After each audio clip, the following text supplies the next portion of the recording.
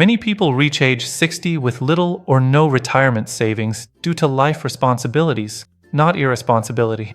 The first critical step is starting immediately, contributing to retirement accounts like a 401k or IRA. A mindset shift is essential. Stop hoping for a miracle and commit to a practical, actionable plan. Understand your cash flow, income versus expenses. This is the foundation of retirement planning.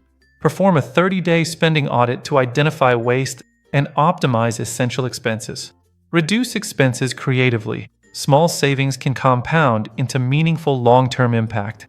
Increase income by working longer, switching roles, or creating additional income streams.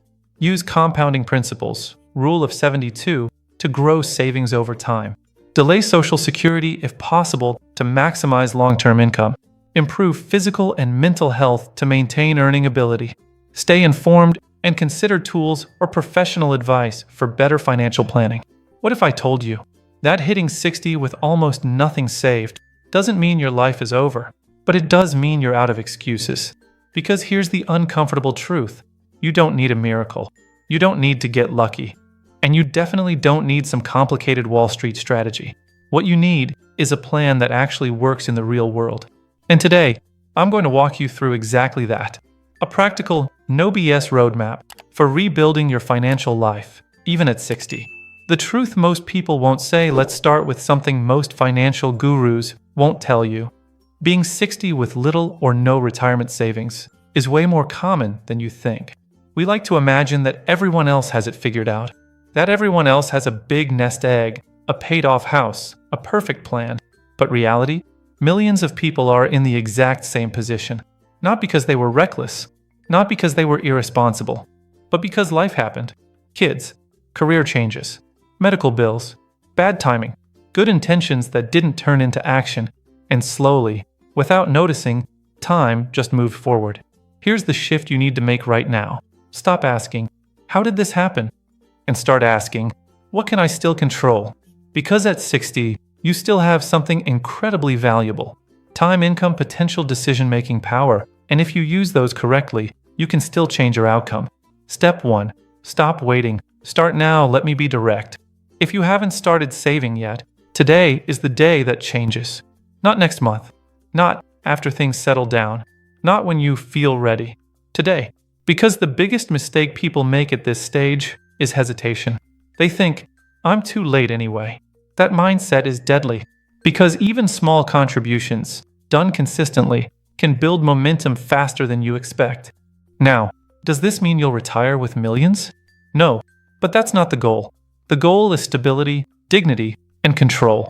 Start with whatever you have access to. Employer retirement plan, individual retirement account, even a basic savings structure. The amount matters less than the habit, because once the habit locks in, everything else becomes easier. Step 2. Face your reality. This is where most people avoid the truth. And honestly, it's uncomfortable, but necessary. You need to know exactly where you stand. Not roughly, not kind of. Exactly. That means how much you earn, how much you spend, what you owe, what you own, because here's a rule that will change everything. You cannot fix what you refuse to measure. And no, this has nothing to do with stock charts, market predictions, or financial jargon. This is simple. Money in, money out. That's it. And once you see it clearly, something powerful happens. You stop guessing, and you start making decisions. Step 3. Find the leaks. Now comes one of the most eye-opening exercises you'll ever do: a full spending audit. Look at the last 30 days of your life. Every transaction, every payment, every habit, and ask yourself, did this actually improve my life? You'll start to notice patterns. Subscriptions you forgot about, meals you didn't need, purchases that didn't matter. Here's the key insight. Most financial problems aren't caused by one big mistake. They're caused by dozens of small, invisible ones. And when you remove just a few of them, you create breathing room. That breathing room, that's your opportunity. Step 4.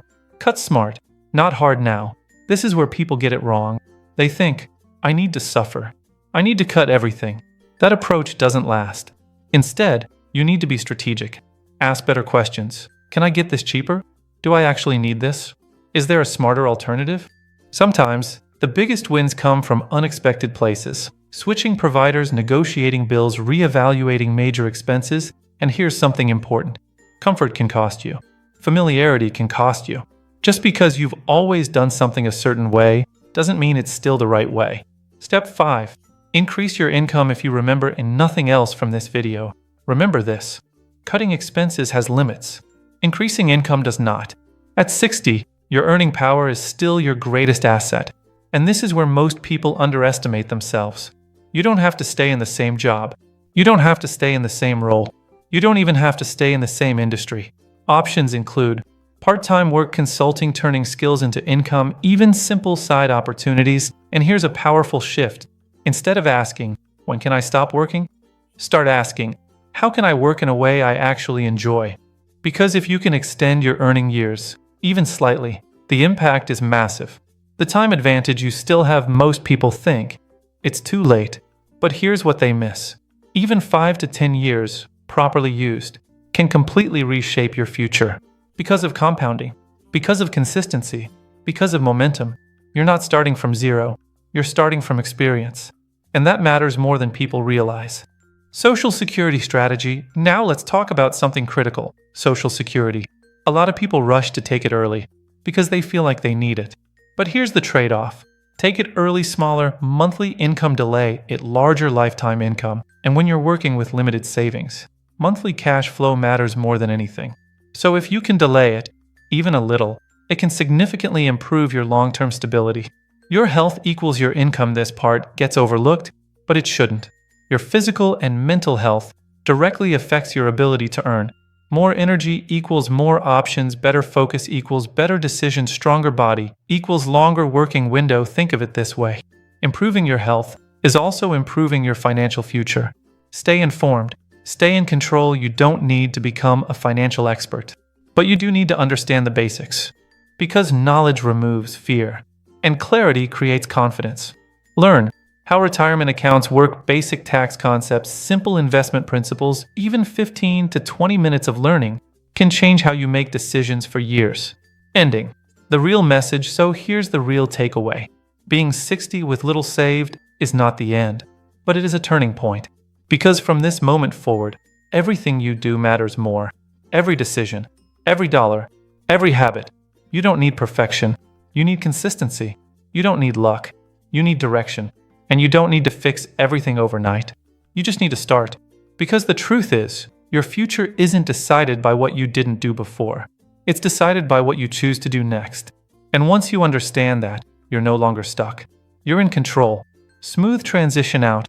And if this opened your eyes even a little, there's another everyday financial habit most people ignore that quietly destroys their future without them realizing it.